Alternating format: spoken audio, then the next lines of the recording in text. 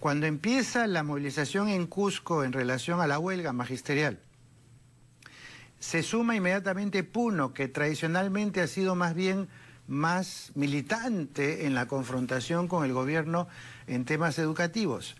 Se suma Arequipa, que tiene una relación muy directa con Puno, además que una gran cantidad de puneños viven en Arequipa, y que también ha sido bastante contestatario en temas mineros, en temas agrícolas, en temas de agua y en temas magisteriales.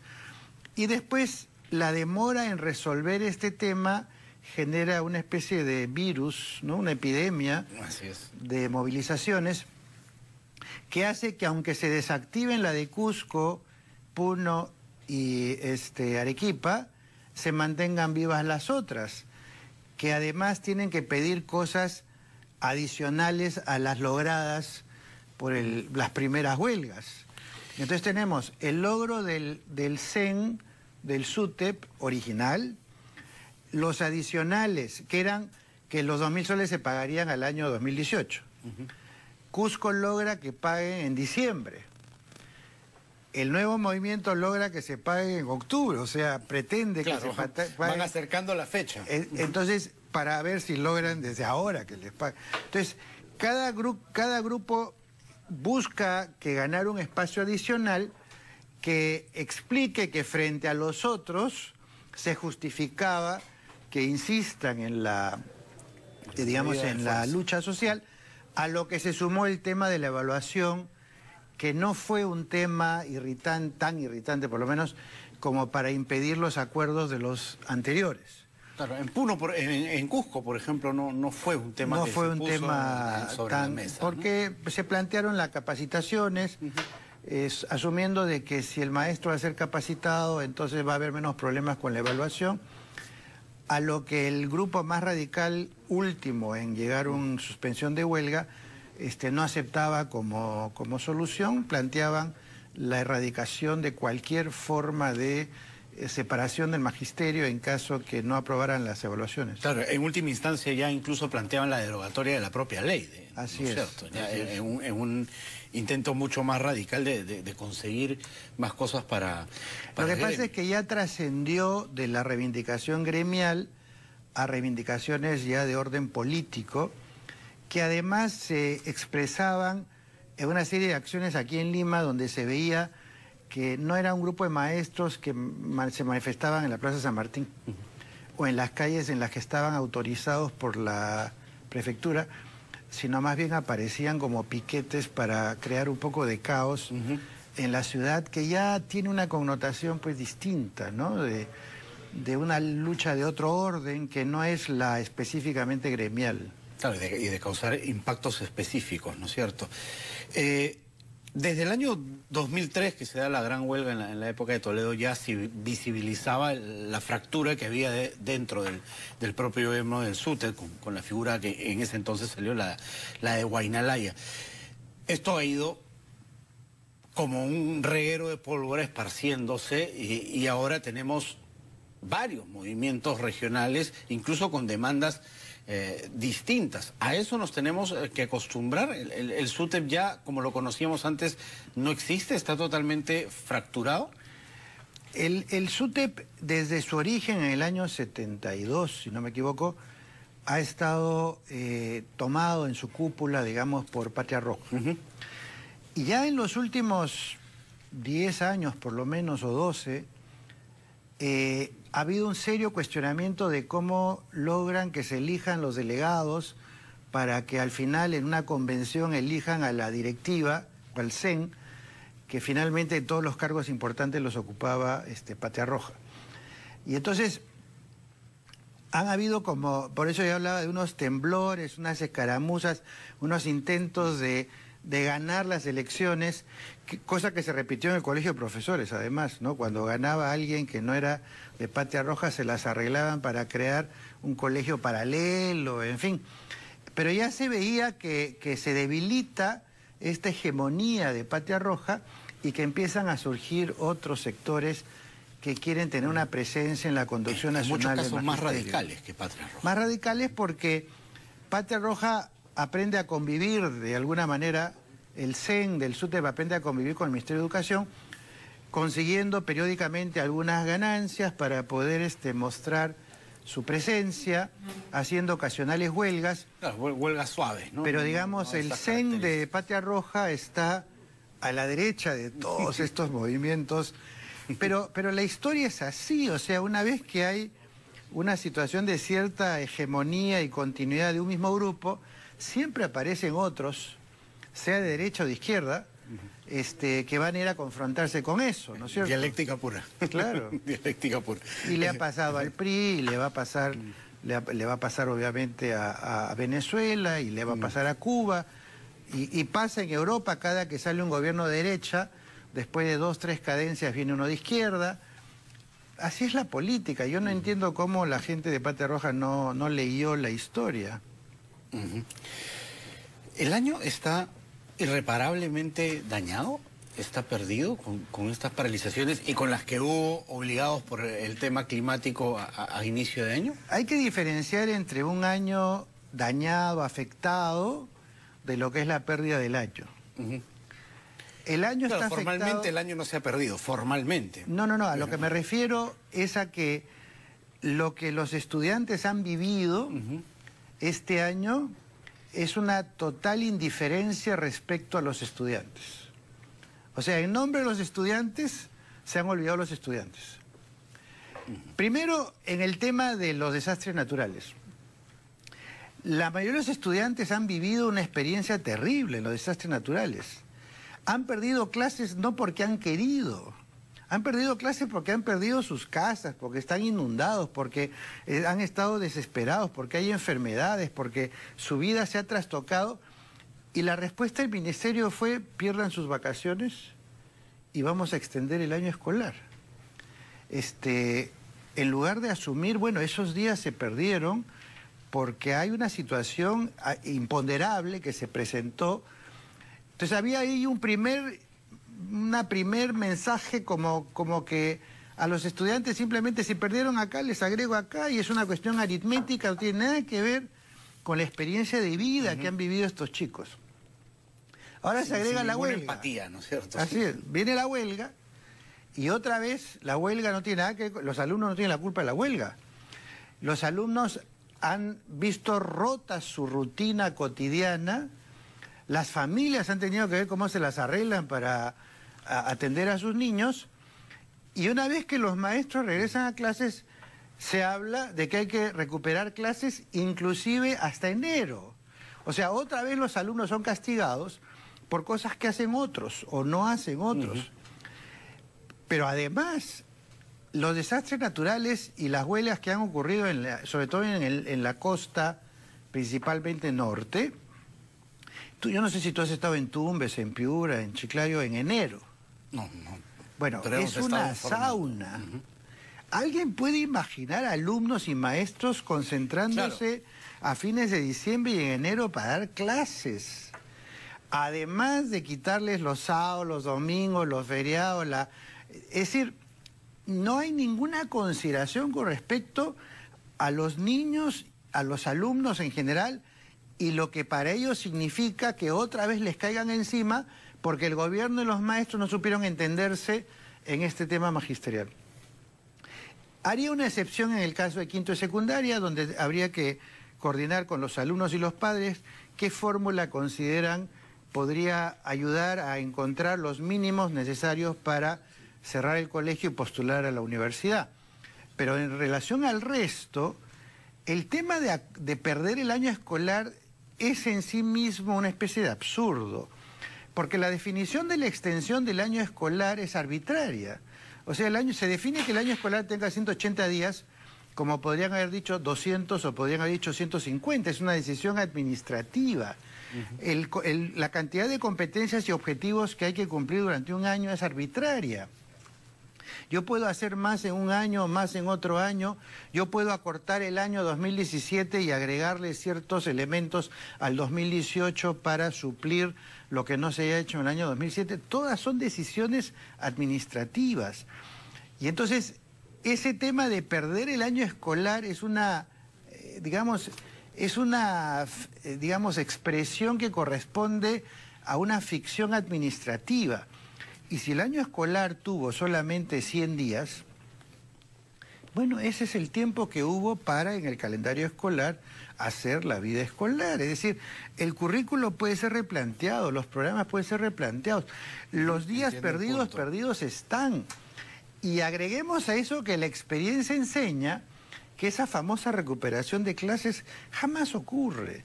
O sea, cuando uno dice que las clases se van a recuperar sábado, domingo, en fin, la mayoría de los alumnos no van, los profesores no van, los alumnos están hastiados, claro, la vida familiar, no mismo, la vida familiar queda trastocada, el fin de semana que debería ser familiar se trastoca, para las vacaciones hay que gastar adicionalmente en movilidad, en transporte y demás.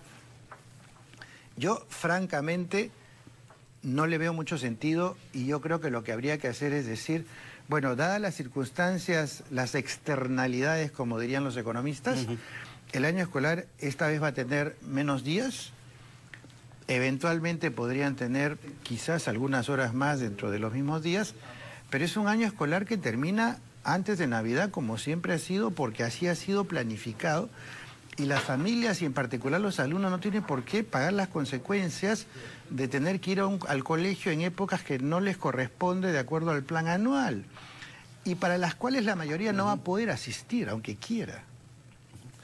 Aunque esto crea, para aquellos que tienen la suerte de poder pagar una educación privada, crea una desventaja ya mayor, sí, ¿no? ya mayor a la que existe. El que corre por la educación pública y el que corre la educación privada no es que se van a comparar porque unos perdieron días de clase y otros no. Dicho sea de paso, una de las motivaciones de los padres para no ir a la escuela pública es que no hayan huelgas y eso lo tienen más o menos garantizado en la educación privada. Lo que no quiere decir que la educación privada sea la panacea. No, hay de todo, hay de todo. Pero esta es una más de una cantidad de diferencias que hay entre la escuela privada y la escuela pública, que se dan por una despreocupación histórica de parte del Estado hacia la educación pública, en lugar de que la educación pública sea la ambición de todos los ciudadanos, termina siendo, digamos, la última opción de quien no puede optar por algo. Queda otra que. Así es. Entonces las desventajas de la educación pública frente a la privada son múltiples y no se reducen básicamente a este tema, ¿no es cierto? Dicho sea de paso, en el caso de los privados también hubo suspensión de clases por los desastres naturales, pero tampoco ahí se ha considerado la misma idea de que si este es un año más corto, es un año más corto. La ley de reforma magisterial cree que va por el camino de lograr la mejora sustantiva de la educación. Hay un problema con esa ley y es que imagina que el ascenso magisterial es como una pirámide y entonces pueden ir ascendiendo solamente una cantidad limitada de personas y aunque más personas tengan los méritos para ascender, tienen que disputar las pocas plazas disponibles. Como un examen universitario, digamos. Como una especie de pirámide. Eso no es un incentivo, digamos, inteligente. Más bien debería ocurrir al revés. Todo aquel que acumula los méritos que dan lugar a un ascenso, asciende. Y entonces, claro, para el Ministerio de Economía es un problema cómo presupuestan un número de plazas que no saben cuántas van a ser, porque no saben cuántos van a aprobar la evaluación de méritos. Pero ¿qué culpa tienen los maestros de eso? Los maestros tienen que saber que si cumplen con un conjunto de requisitos académicos, de desempeño, administrativos, de puntualidad, de cumplimiento, etcétera, entonces automáticamente suben en la escala magisterial. No es su problema que vea el Ministerio de Economía de dónde saca la plata para pagar eso. Acá se ha hecho al revés. Este es el dinero que tengo, no hay más. Y con ese dinero... Alcanza para 100. Si alcanza para 100, solo pueden ascender a 100. ¿Dónde está el incentivo a la carrera docente cuando desde el saque le estás diciendo, si se presentan 20.000 y solo van a entrar 8.000, desde el saque le estás diciendo a 12.000, ustedes no van a ascender? Pero yo no sé si soy de los que van a ascender o no, entonces a todos nos molesta, a todos nos frustra. saber que somos candidatos a no ascender y después los que no ascienden, por supuesto, la frustración mayor de tener los méritos, pero no ascender. Y el sentimiento de injusticia, de malestar que genera todo eso. ¿Qué incentivo hay ahí? El otro problema es cómo evalúas a los docentes para su eventual ascenso. ¿No? ¿Cómo ve esta evaluación de desempeño que se ha planteado? Lo que pasa es que por ser números tan grandes y por creer el ministerio que es el ministerio el que tiene que evaluar, entonces terminan haciendo exámenes online y para marcar las respuestas y demás, cosa que no tiene mucho sentido para maestros que tú tienes que ver su desempeño en el aula, tú tienes que ver su actividad profesional en el colegio, en el aula. Entonces lo que tienen que imaginar es una fórmula de evaluación que no implique evaluar con una sola prueba y un solo sistema a 300.000 maestros. Y eso nos lleva otra vez a redefinir el rol de los directores y los coordinadores de los colegios, que son, si están bien escogidos y bien formados, los líderes pedagógicos y administrativos de la escuela, que deberían ser los que sistemáticamente evalúan el desempeño de los docentes. Y la parte académica debería darse en los institutos y universidades acreditadas para tal fin. De modo que si los profesores se les dice, miren, si ustedes quieren ascender, tienen que evidenciar que han hecho 200 horas de capacitación en la universidad debidamente acreditada certifica las 200 horas y esa capacitación entra directamente al escalafón. El ministerio no tiene por qué intervenir en eso. El ministerio no es una universidad. El ministerio no es un centro de capacitación. Igual el ministerio contrata institutos o universidades para hacerlo.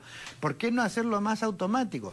Digamos, el ministerio plantea un conjunto de requisitos para que las universidades se puedan acreditar como capacitadoras y evaluadoras de los docentes. Y entonces las universidades que han sido acreditadas para eso, una vez que acreditan, digamos, la asistencia del profesor ha sido, por decir, 200 horas, dio las pruebas que estaban previstas, aprobó, y entonces desde el punto de vista académico es competente para subir un nivel en la escala, en su escalafón, y esa información de la universidad va directamente al escalafón y se registra, y eso constituye un puntaje para ascender. ¿Por qué tiene que meterse el ministerio como intermediador? Que finalmente crea estas suspicacias sobre si la prueba es subjetiva o no es subjetiva. Claro, lo que el ministerio tendría que hacer es fiscalizar a las instituciones que han sido acreditadas para evaluar. Por ejemplo, mandar personas de incógnito a asistir a los cursos, a ver si efectivamente se dan, chequear si la asistencia de los profesores es correcta, chequear si el nivel académico del curso es el que el ministerio convino con la universidad para poder hacer la capacitación. Entonces el ministerio lo que hace es auditorías, pero los que hacen la capacitación y acreditan que el profesor aprobó los requisitos es la institución formadora, es la universidad o el instituto al que le han dado la licencia, digamos, para capacitar y acreditar. ¿Cree justificado que se dude del sistema, de cómo se les va a evaluar? Lo que pasa es que hay un nivel de desconfianza. El Ministerio de Educación tradicionalmente, y hablo tradicionalmente porque no se trata de decir la ministra Martens o el ministro Saavedra, tradicionalmente el Ministerio de Educación ha actuado bajo el principio de la no confianza. No confían en la educación pública y por lo tanto la llenan de papeles, documentos, registros, controles y demás, que hacen del director casi un títere porque no tiene mayor autonomía y libertad para gestionar. No confían en la educación privada y por eso la llenan de reglamentos y todo el tiempo en el discurso público se habla de la educación privada que es una estafa, que es un engaño y todo lo demás. Entonces, generan normas que parten del principio de la no confianza en las instituciones y en los profesores. Por el lado del magisterio, hay una sensación de no confianza hacia el ministerio, que no cumple las promesas, que no pone los acuerdos, y no confianza hacia los directores y los subdirectores de los colegios, a quienes acusan de compadrazgos, acusan de arbitrarios, acusan de contratar a sus amigos, acusan de no evaluar correctamente a los profesores cuando tienen que evaluar. ¿Cómo en este océano de desconfianzas tú puedes generar confianza? Y entonces, esta evaluación de desempeño que se ha planteado nace en un contexto de desconfianza en general, en el ministerio y en los directores que van a evaluar a los profesores. Y entonces mi sugerencia era todo el tiempo, busquen estrategias primero para generar confianza, que no sean punitivas. Hagan que los maestros se sientan cómodos y confiados con sus directores. Hagan que los maestros vivan una experiencia de evaluación de desempeño no vinculante para que vean cómo es una evaluación y eventualmente participen en su diseño. Colaboren en decir, esta parte es muy complicada, ¿por qué no la simplifican? Esto de acá es muy subjetivo, ¿por qué no lo cambian? Una cooperación de los directores mismos, que después de vivir una experiencia, comentan qué cosa sienten que es posible de evaluar, qué cosa no. ¿Tiene sentido una evaluación de 60 minutos una vez al año cuando yo conozco a los profesores todo el año? O quizás hay que hacer una evaluación más continua. Todo eso... De varias sesiones, no es lo que han planteado algunos, ¿no? Claro, que una es no tiene sentido. Muy poco... Además haces un show, o sea, si yo tengo 60 minutos para jugarme la vida, claro, ¿cómo garantizas que lo que ocurre ahí realmente es lo que ocurre cotidianamente? Entonces, lo que hay que hacer primero es construir confianza y sobre esa base después tú puedes generar ciertas exigencias vinculantes. Por eso es que esa evaluación está tan cuestionada. Yo personalmente cuando planteo esto, no estoy diciendo que no hay que evaluar y tampoco estoy diciendo que tiene que quedarse en el aula del maestro que no es competente. Todo lo contrario, creo que no es justo para los alumnos estar en manos de un profesor que no es competente. Lo que digo es que si queremos que haya una aceptación de estas fórmulas para poder hacer de ellas un mecanismo de evaluación, primero tiene que haber confianza y eliminar todos los fantasmas que hay alrededor de esta evaluación como punitiva, quieren despedir a los maestros, los directores van a tomar represalias con los profesores. Todos esos fantasmas, primero hay que desactivarlos. Si no, vas a tener la siguiente huelga cuando tengan que evaluar ya no los de inicial, sino los de primaria. O eventualmente cuando haya que evaluar a estos de inicial. Claro, o cuando salgan los resultados, ¿no? Y se juzguen subjetivos más que objetivos.